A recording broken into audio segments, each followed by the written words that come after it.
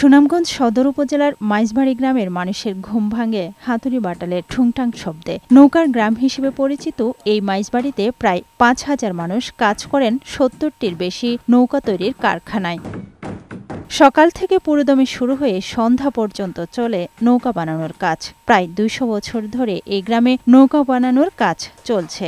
তবে নানা কারণে পূর্বপুরুষের এই ঐতিহ্যের পেশা ছাড়ছেন অনেকে। কাঠ ও লোহার দাম বৃদ্ধির তুলনায় বাড়েনি নৌকার দাম, ফলে হতাশ কারিগররা। এছাড়া যোগাযোগ ব্যবস্থা ভালো না হওয়ায় দূর দূরান্ত থেকে ক্রেতারা নৌকা নিতে পারেন না। কাঠের নৌকার দাম বাড়ছে, এই দামে নৌকা বিক্রি করা যায় না। ৪-৫ হাজার মানুষ এটার সাথে জড়িত। আমাদের আর্থিক সচ্ছলতা না থাকার কারণে আমরা ঋণ করে সুদে ভিন্নখান থেকে এনে টাকা ব্যবসা করতে যাই। আগের ব্যবসাটা হন না, ও তো আমরা নৌকা কিনছি, তা নৌকা কিনা মানুষ আইলে বেশি। মাইজবাড়ি গ্রাম থেকে সুরমা নদী পর্যন্ত সড়ক নির্মাণের দাবি জানালেন নৌকা ব্যবসায়ী সমবায় সমিতির সভাপতি।